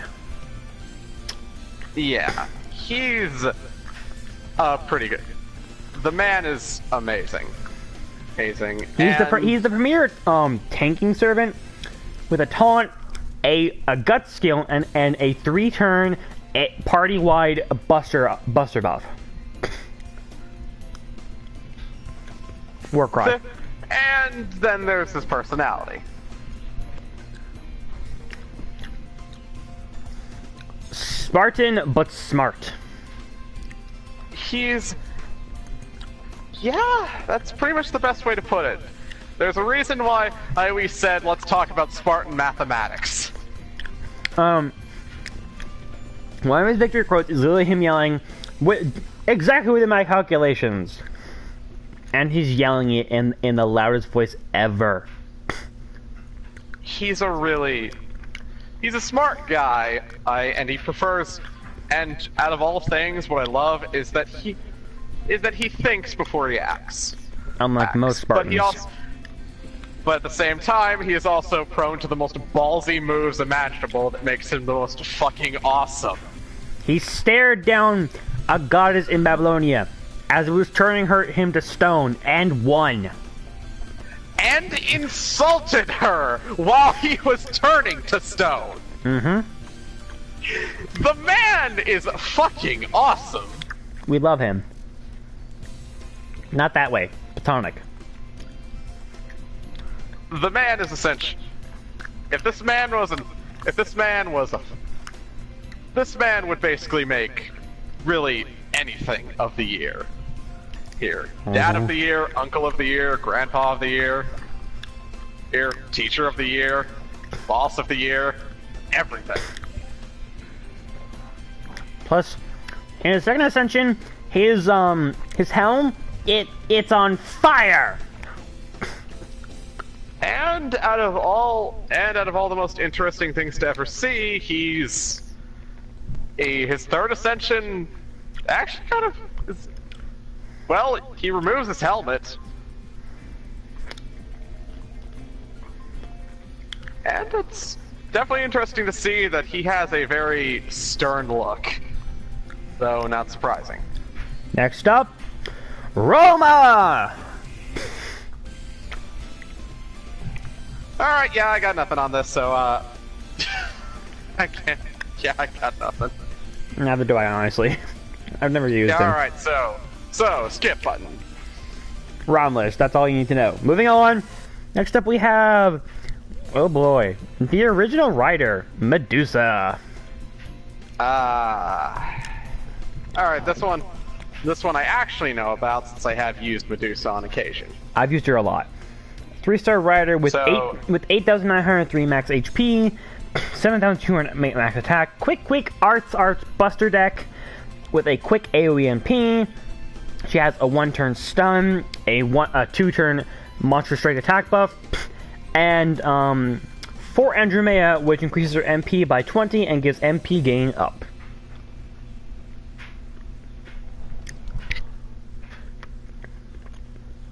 Medea is... Medusa. Sorry, Medusa, my bad. Medusa is one of the best writers because she's really easy to get, really easy to use, and just strong. Also, a lot of people like her because she's very, how shall we say, help me here. Are we talking in personality or body? Both, but let's just do body first. Well, let's just look to say in certainty she has assets for fucking days. In fact, really one of the best things is that despite I admit not being the best idea to look at her eyes, because you know Medusa turned to stone. Yeah, she has the most beautiful eyes. Like, actually, the most beautiful eyes. Like, get lost in them. And then turn to stone. Medusa is also a massive... Her body is no slouch either. Don't you dare allude to anything. However, one of the other main things about her is just her personality. She's a massive bookworm. Like, that at one point in one of the events, she's told either she's going to go write a 1,000-word essay in a big ass library. She is visibly holding in her joy. She's essentially just... Look, there's no real doubt about it. If there's any best way to describe her, it's... She's the big sister of Chaldea, and really of everything. Which is funny because she's the youngest of the Gorgon sisters. Yeah, but her older sisters are childish. Let's not even beat around the bush on that note. Yeah, Medusa is good, and I like using her a lot, mostly because I don't have a lot of writers. So... Yeah. Medusa is good. But she's good, and her personality definitely helps out with that. She's good for farming and for fights. I mean, she has a monster strength. She has monster strength, which is awesome. Sorry, I need to clean up my glasses. So that is Medusa done. Who's next? Saint Georgios. Yes. Sacrificial. The other premier tanker. 2-star rider. 9,200 max HP.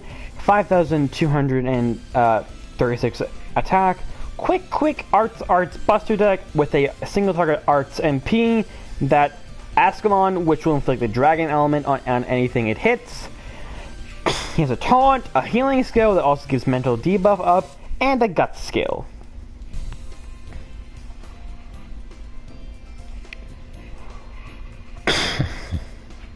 Two of them are often seen alongside Ku when people are doing solo Ku stuff. Yeah, especially since they put a CE on him whenever the person who has the CE on is slain, it gives the other person an attack boost, I think. No, it's an MP charge, and the CE itself is called Battle of Camland. It's a 3-star CE that shows essentially what looks to either be the hill that Artoria died on, or the hill that's inside the Unlimited Blade Works, which Ardra often sits on. It could be both, technically. It probably is both. Also, so while we're just talking about Gore, the man, despite not seeming much, is interesting. And I mean actually interesting. He's very chivalrous at being a saint. However, he's also a photographer, which is one of his big things. Yeah, and his Bond 10 CE is honestly really fucking wholesome, because you kind of find out why he takes pictures of pictures. And it's really nice. It's really, really nice. Mm-hmm. Also, he just looks very chivalrous, especially with his armor. Mm-hmm. And on the other side of the spectrum, we have Edward Teach, or Blackbeard. You want me to do this, or do you got it? No, I love the guy. True, but we're gonna need to talk about the problem. Okay, before we even get to him, Teach he's a massive otaku. Yes, we're talking about Blackbeard here. However, there's one sole problem. Official work portrays him as a lolicon, while most of the fandom and a lot of fanfics make him very bluntly say, "I'm not like that, you damn landlubbers." The best way to put it is, he got changed. The people don't want to see him as that, especially when it comes to the fact that Blackbeard, out of all things, does not deserve that. He's also fairly respectable. All see him as a. It's funny that we can all see him as the. We can all see him actually being an otaku, but we cannot see him as a lolicon, which is amazing. And it's all because of his Final Ascension art, which is a little weird, I will admit. But he's never actually shown he's actually into that thing. But the fandom likes to run with that for whatever reason. I mean, the canon does, which is stupid. So officially, most of the fandom ignores that and is honestly really pissed off with the Lightworks for doing that, because it's Blackbeard, otaku. We can get that. Lolicon, what the hell is wrong with you people? It's why at some point I've been holding out hope for an event, and where we get to have a Blackbeard that has innocent monster. It's actually qualified for that. Now, Blackbeard. Oh. Also, wish me luck doing it again. Oh my god. He is a 2-star rider with a max attack of 6,188, and a max HP of 7,907. He has Voyager the Storm, which is attack and MP strength for 1 turn. Pirate's Glory, which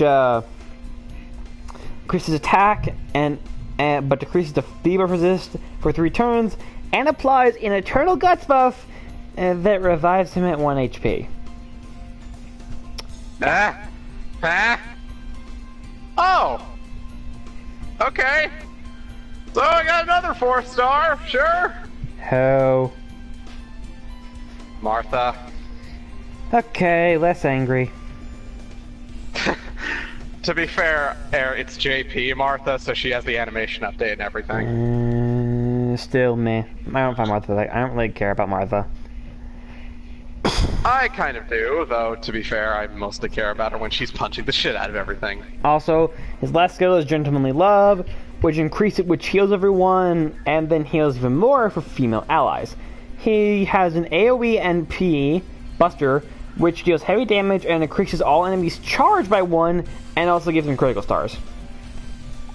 With a quick arts Buster deck. I've already went to his personality, so... Draven. The next 3 riders are Boudica, Ushi, and Alexander.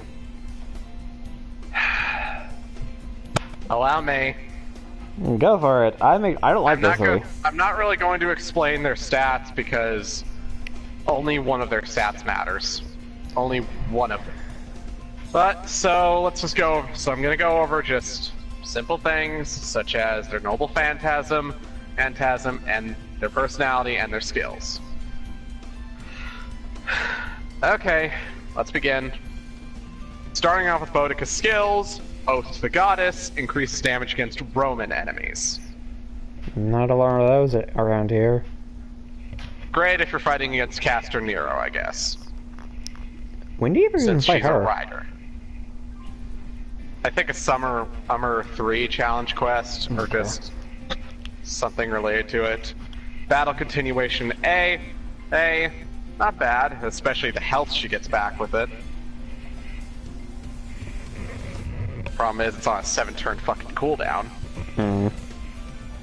And then there's protection from Andraste. Aste, which is increases party's arts performance, but is locked by strengthening. Then there's her noble phantasm as a chariot of Boudica. Arts. Depressingly, with the subtitle of it being referred to as Chariot Without Promised Protection. It's Masses Lord. It's a defense buff. That's it. And an attack buff with its strengthening. So it's just a worse version of Masses with no damage cut.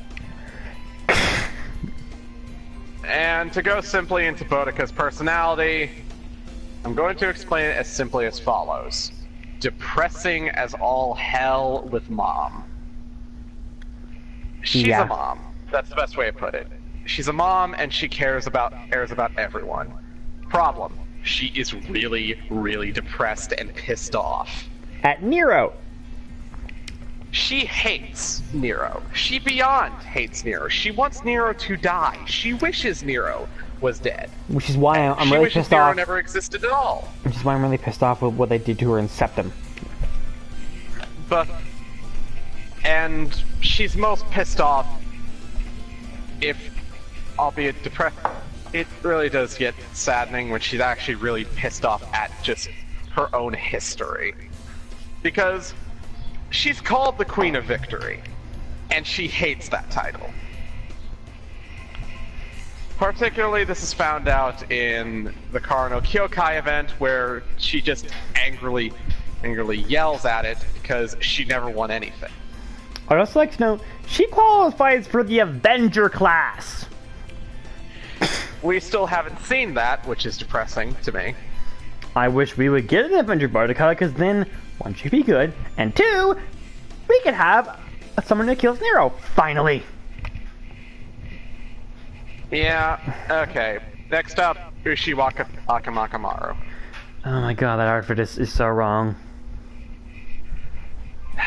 When is F-Shigo's outfits ever right? Several times, Let's be actually. honest. Okay, so to talk about Ushiwakamaru, young Yoshitsune. But this is what I mean by the only stats that matter. Ushi's stats, while being surprisingly low to a certain degree, is particularly her attack stat, she's actually one of the better 3-star riders despite how she seems. One, and that mainly comes from one thing, her noble phantasm. Which is a single target, high power, and quick NP. Also, she has a charisma scale, a scale that increases all enemies, and P gain, and an evade. Along with said NP generation, getting a quick performance buff, hit performance buff as well with strengthening 2. Ushi is okay. Ushi's personality is essentially the best way I can put it is she wants to be accepted, and well, essentially, if I had to put anything, she is honestly the definition of the Oto kind of personality trait, because she wants to be cared for and, well, praised via head pats. Which is funny because one of her gimmicks is she likes to behead things.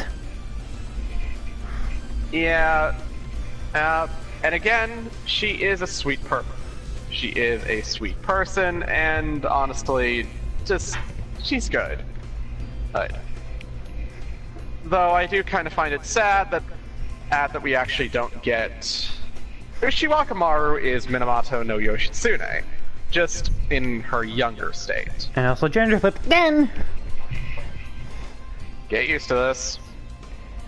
And it would actually be kind of nice to see the Yoshitsune in their older form, since that is something waiting to happen. Okay, I'm just gonna say, let's skip Alexander, because it's literally just nothing more than a younger Iskandar, and Iskandar is so much better. Done! Who's next? Well, let's end off this stream on a high note, friend. Which one? Marie Antoinette! Ah, good. I use this one. 4-star SR Lancer. 4-star. Sorry, 4-star Lancer. 4-star Rider. God, I'm bleh. With a max HP of 12,348 and a max attack of 8,293. A quick arts buster deck with a quick AoE and P. Take it away, friend. With Skills include a Siren Song, which allows her to charm one male enemy for one turn, at least a chance to charm them. Charm them because you cannot resist that smile. Princess of Loveliness A, which allows her to basically have an invul version of protection from arrows along with HP recovery for 5 turns. Her third skill is Grace of God. Increases mental debuff. Increases mental debuff success rate, which allows her to basically land her charm more and recovers her own HP. Now, it's basic, but she's not a bad rider. She's one of the better riders that you can get from the tutorial banner. And the tutorial also, by the way, the banner also includes ones like Siegfried, Steno, Elizabeth, Eon, Martha, Tamamo Cat, Emiya, Herc.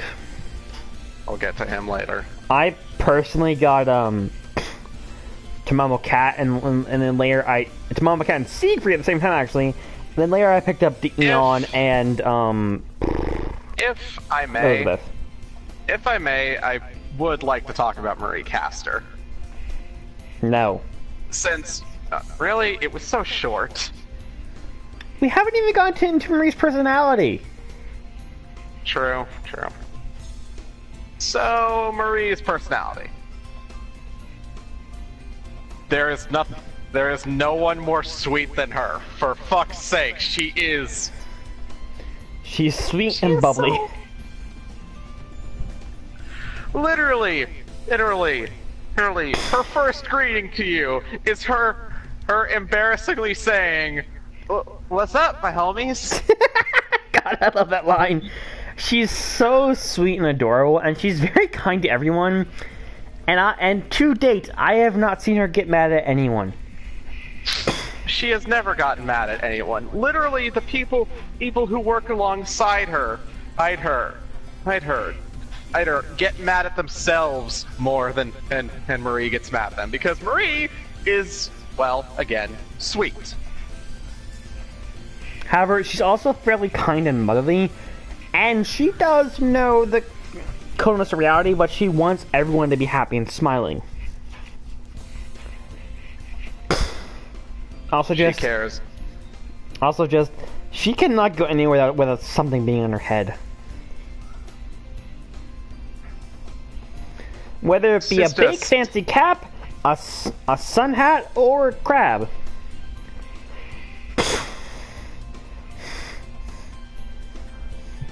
Again, she is the ultimate definition of sweet. And out of all things, to quote her a bit of lore that is added after you complete her interlude. There was a tragedy. Still, she will never wish the Holy Grail to erase the tragedy. She will only fulfill her own role. In other words, radiance to the sky, blessings to the earth, happiness to the people. And ending on that note, we've gotten through 29 of the 246 servants in FGO. We're only about, let me think. We're only about an eighth of the way through, guys. And we were going for 2 hours.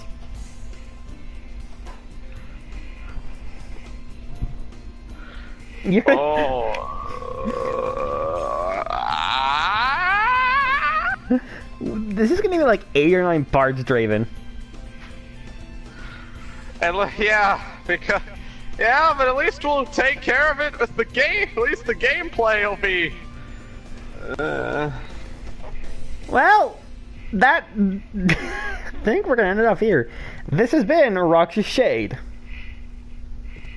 And the ever famous vagabond commentator again, dying on the inside. Draven, talking about all of the servants of Fate Grand Order. We're gonna be here a while, folks.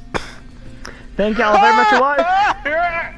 Thank y'all very much for watching, and we will see you guys next time, where we either do more Borderlands, if I can get my PlayStation account, do more of 15, or we suffer more by talking for hours.